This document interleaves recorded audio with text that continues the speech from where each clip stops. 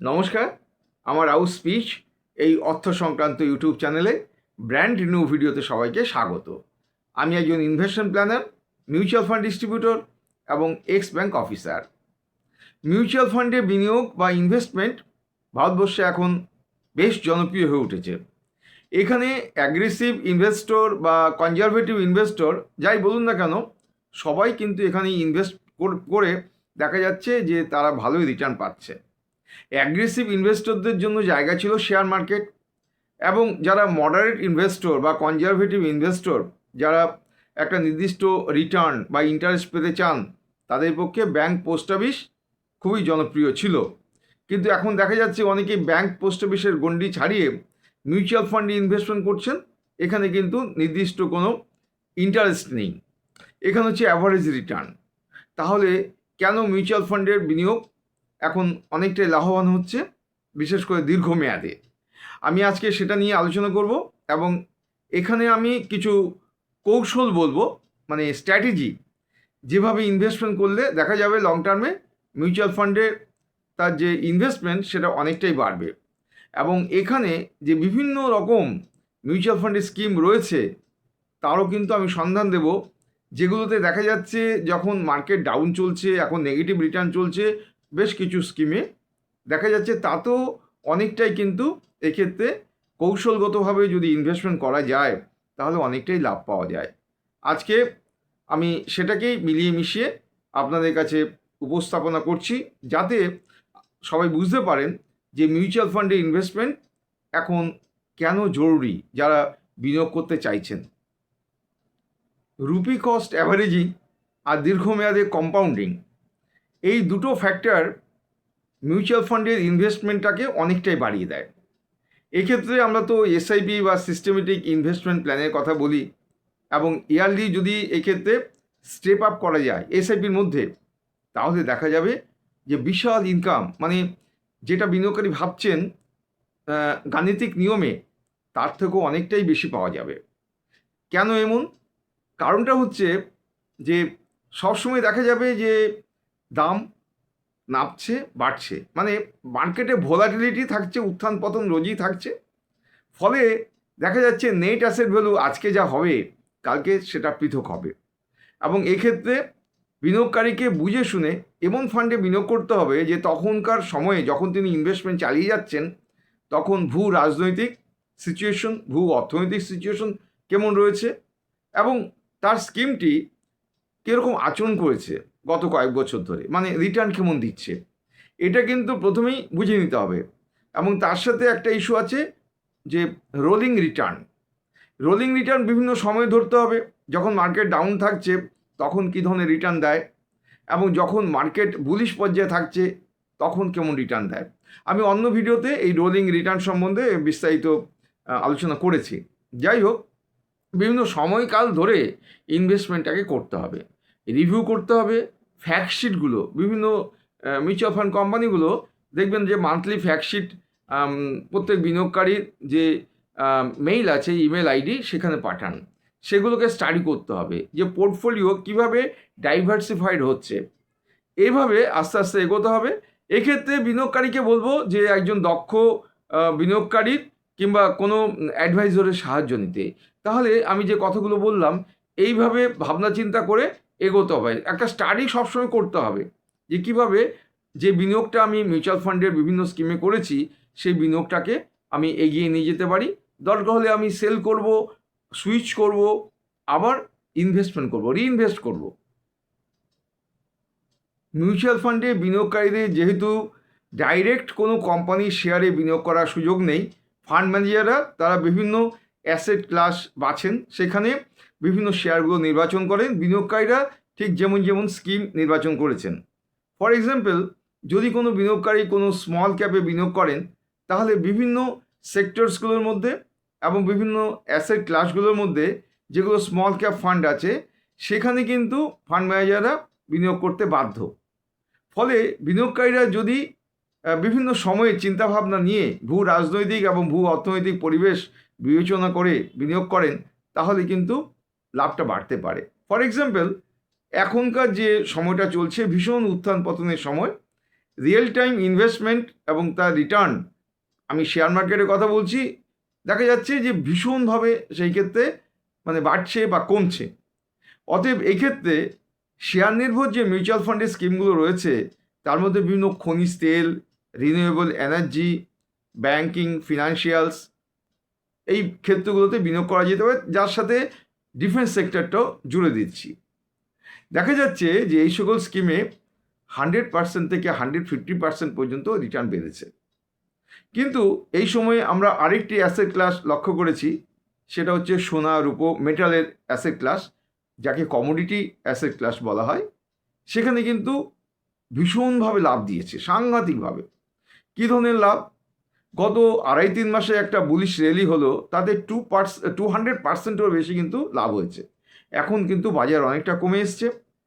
ফলে এই সময় বিনিয়োগ করতে গেলে কিন্তু আবার ভাবতে হবে সোনার উপরে, কারণ গভর্নমেন্ট অফ ইন্ডিয়া কিন্তু তারা ঘোষণা করেছেন গতকাল যে যাতে ভারতের জনগণ সোনা একটু কম কেনেন, কারণ সোনার পেমেন্টটা কিন্তু ডলারেই মেটাতে হয়, কারণ এটা হচ্ছে ইন্টারন্যাশনাল ব্যাপার, সোনার দাম ইন্টারন্যাশনালি ঠিক হয়। এই অসুবিধাটা কিন্তু রয়েছে বিভিন্ন সময় যে আমরা কোন স্কিম বাঁচব। ফলে যখনই যে স্কিমে দেখা যাবে যে তার net asset value time to time পড়ে যাচ্ছে, 2-1 দিন পড়ে গেলে কোনো ব্যাপার নয়, কিন্তু যদি দেখা যায় ধারাবাহিকভাবে অনেকটাই পড়ে গেছে, অন্তত 5% থেকে 10% মতো পড়ে যাচ্ছে, তখনই কিন্তু অ্যাসেট ক্লাস বদলাতে হবে বলে আমার ব্যক্তিগত অভিমত। এবং সেভাবেই তখন ওই মিউচুয়াল ফান্ডের স্কিমটি থেকে বেরিয়ে গিয়ে তখন অন্য ধরনের অ্যাসেট ক্লাসে ঢুকতে হবে।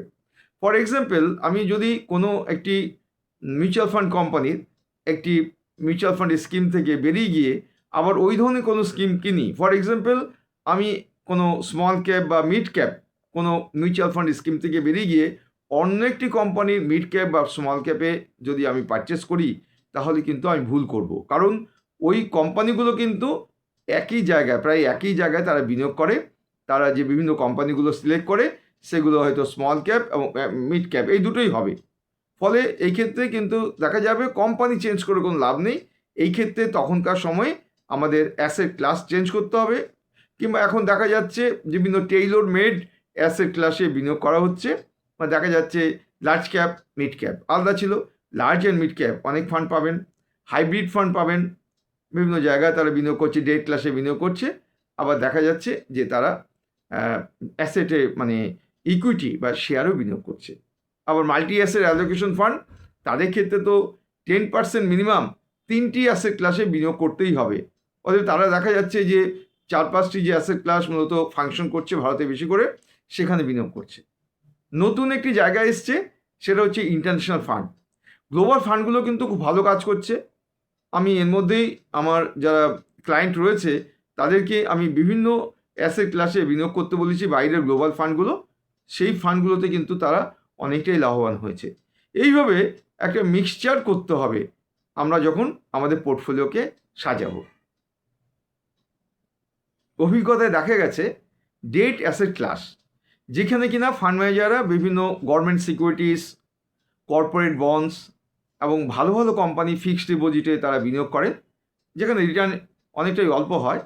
এই অ্যাসেট ক্লাসটি বাদ দিয়ে যে আদার অ্যাসেট ক্লাস রয়েছে, যেমন ইকুইটি বা শেয়ার, কমোডিটি, রিয়েল এস্টেট, এইগুলোতে দেখা গেছে অন্তত 5-7 বছর টাকা রাখলে অ্যাভারেজ রিটার্ন 12%-এর বেশি ছাড়িয়ে গেছে। আমরা দেখেছি বিভিন্ন সেক্টর ওয়াইজ বিভিন্ন সময় রিটার্ন কিন্তু 100%-এর উপর ছাড়িয়ে যায়। এই যে সুবিধাটা রয়েছে এখানে, তার ফলে কিন্তু মিউচুয়াল ফান্ডে গ্যারান্টি না থাকা সত্ত্বেও জনপ্রিয় হয়েছে, কারণ যেখানে গ্যারান্টিড ইনকাম রয়েছে সেখানে আমরা দেখতে পাচ্ছি যে সেখানে 7, 8 বা 9% মতন এখন রিটার্ন পাওয়া যায়। বিশেষ করে স্মল ব্যাঙ্কগুলোতে 9% দেয়, কিন্তু সেখানে দেখা যাচ্ছে যে রিটার্ন ঠিক আছে, রিটার্ন গ্যারান্টিড, কিন্তু ইনফ্লেশনটাকে, মুদ্রাস্ফীতিকে বিট করা যাচ্ছে না। এটাও কিন্তু একটি বড় কারণ মিউচুয়াল ফান্ডে এখন যারা টাকা রাখছেন কেন জনপ্রিয় হয়েছে সেই কারণে। আরেকটি বিষয় হচ্ছে লিকুইডিটি। মিউচুয়াল ফান্ডে যখন ইচ্ছে টাকা রাখা যায়, টাকা তুলে নেওয়া যায়, মিউচুয়াল ফান্ড ভেঙে দেওয়া যায়, আবার মিউচুয়াল ফান্ডে টাকা রেখে তার থেকে কিছুটা পরিমাণ টাকা তুলে আবার জমা করা যায় এডিশনাল পারচেজ হিসাবে। এবং এক্ষেত্রে ধরুন ব্যাংকে এখন যেমন রয়েছে যে 10 বছর পর্যন্ত টাকা রাখা যায় ফিক্সড ডিপোজিটে, মিউচুয়াল ফান্ডে কিন্তু সেক্ষেত্রে কোনো নির্দিষ্ট নিয়ম নেই, 10 বছর কেন 20 বছর 30 বছর টাকা রাখা যেতে পারে। এটাও কিন্তু একটা সুবিধা এনে দিয়েছে। আর এই ক্ষেত্রে কিন্তু চিন্তা ভাবনা করার ব্যাপার নেই যে আমি কোন মিউচুয়াল ফান্ডের স্কিমে টাকা রাখবো, কতটা টাকা বাড়বে, তারা কিভাবে টাকা খাটাবে, আমি কিভাবে টাকা খাটাবো, যেটা শেয়ার মার্কেটে দেখা যায়। নিজেকেই বিভিন্ন কোম্পানির শেয়ার বেচতে হয় এবং বিভিন্নভাবে ফান্ডামেন্টাল অ্যানালাইসিসগুলো করতে হয়, এগুলো রয়েছে, পোর্টফোলিও অ্যানালিসিসগুলো করতে হয়। কিন্তু এখানে তা নয়, এখানে ফান্ড ম্যানেজার রয়েছে, তারা তাদের বিভিন্ন রিসার্চ মডিউল রয়েছে, তাদের অভিজ্ঞতা রয়েছে, সেইভাবে এখানে টাকা বিনিয়োগ করেন। ফলে এখানে কিন্তু টাকা রেখে ঘুমিয়ে যাওয়া যায় এবং বিনিয়োগকারী ঘুমিয়ে পড়বেন, ওদিকে টাকা বাড়তে থাকবে। আর মিউচুয়াল ফান্ড রেগুলেটেড এবং monitored by SEBI, securities exchange board of India. ফলে এক্ষেত্রে বিভিন্ন কোম্পানি কোনো দুর্নীতি করতে পারে না। যদি দেখা যায় যে কোনো জায়গায় দুর্নীতি হয়েছে, তাহলে সেই ক্ষেত্রে সঙ্গে সঙ্গে তাকে শোকেস করা হয় এবং সেই কোম্পানির কাছে অনেক জরিমানাও কিন্তু আদায় হয় এবং বিভিন্ন স্টেপ নেওয়া হয় এবং পরিষ্কার, ট্রান্সপারেন্ট, স্বচ্ছ এই মিউচুয়াল ফান্ডের প্রক্রিয়া। ফলে এখানে টাকা রেখে কিন্তু ভয়ের কোনো কারণ নেই। যেটা মানুষের মনে ভয় থাকছে সেটা হচ্ছে যে দাম বাড়ছে কমছে, কারণ কালকে বাজার কী ধরনের হবে কেউ বলতে পারে না। কিন্তু দেখা যাচ্ছে দীর্ঘমেয়াদে বাজার সবসময় আপের দিকেই থাকছে। কেন বলছি? কারণ বিএসসি সেন্সেক্স, যেটা 1976 সালে শুরু হয়েছিল ভারতে, সেখানে তখন তার দাম ছিল 100 টাকা। এই 100 পয়েন্ট বলবো, এই 100 পয়েন্ট এখন গিয়ে দাঁড়িয়েছে 76-77 হাজার পয়েন্ট এবং আমরা দেখেছি যে কিছুদিন আগে সেটা 85,000 পয়েন্টও উঠে গিয়েছিল। ফলে বাজার কিন্তু ক্রমশ বাড়ছে এবং কিছু সংস্থা তারা বলছে যে আগামী 6-7 মাসের মধ্যে এটা 1 লাখ পয়েন্টও চলে যেতে পারে। ফলে এই আশার ব্যাপারটা কিন্তু এখানে রয়েছে এবং বাস্তবেও কিন্তু সেটা ঘটছে। আর সেবি, সিকিউরিটিজ এক্সচেঞ্জ বোর্ড অফ ইন্ডিয়ার, তাদের নজরদারি তো সবসময় রয়েছে এই মার্কেটে। পরিশেষে বলি মিউচুয়াল ফান্ডে ট্যাক্স বেনিফিটের কথা। মিউচুয়াল ফান্ডে কিন্তু ট্যাক্স ডিডাকশন অ্যাট সোর্স তা নয়, মানে মিউচুয়াল ফান্ডে টাকা বাড়ছে ট্যাক্স কেটে নেওয়া হচ্ছে তা কিন্তু নয়। এক্ষেত্রে বিনিয়োগকারী যখন মিউচুয়াল ফান্ড থেকে টাকা তুলবেন তখন capital gain tax, short term এবং long term capital gain tax তাকে দিতে হবে। এবং এক্ষেত্রে যদি 1 বছর আগে কেউ টাকা তোলেন, সেক্ষেত্রে লাভের ওপরে short term capital gain tax 20%, আর 1 বছর বাদে যদি টাকা রেখে যদি কেউ লাভ করে টাকা তোলেন, তাহলে লাভের প্রথম 1,25,000 টাকা ছাড়, তারপরে যতটুকু লাভ রইল তার উপর 12.5% সেক্ষেত্রে ট্যাক্স দিতে হবে। এই ট্যাক্স কিভাবে বাঁচানো যায়, কিভাবে প্রায় মানে ট্যাক্স শূন্য করা যায়, তারও বিভিন্ন পদ্ধতি আমি আমার অন্যান্য ভিডিওতে বলেছি, আপনারা আমার এই চ্যানেলে দেখে নেবেন, কারণ আজকের ভিডিওটি বেশ বড় হয়ে যাচ্ছে। মানে মিউচুয়াল ফান্ডের ক্যাপিটাল গেইন ট্যাক্স বাঁচানোর কী কী প্রক্রিয়া হতে পারে সেই নিয়েও আমি একটি ভিডিও বানিয়েছি। একটি কেন, 2-3টে ভিডিও হয়েছে। যাই হোক, আজকের এই ভিডিওটি আপনাদের কেমন লাগলো আমার এই ভিডিওর কমেন্ট সেকশনে আপনারা কমেন্ট করে জানান। আর আমার এই চ্যানেলে এখনও যদি কেউ সাবস্ক্রাইব না করে থাকেন, যারা দেখছেন, তাদের প্রতি আমার বিনম্র অনুরোধ যে আমাকে উৎসাহ দেওয়ার জন্য আমার এই রাউত স্পিচ এই চ্যানেলটিকে সাবস্ক্রাইব করে দিন। আপনারা ভালো থাকুন, সুস্থ থাকুন। 2-1 দিনের মধ্যেই আমি আরেকটি ভিডিও নিয়ে আপনাদের কাছে উপস্থিত হচ্ছি, অবশ্যই অর্থ সংক্রান্ত।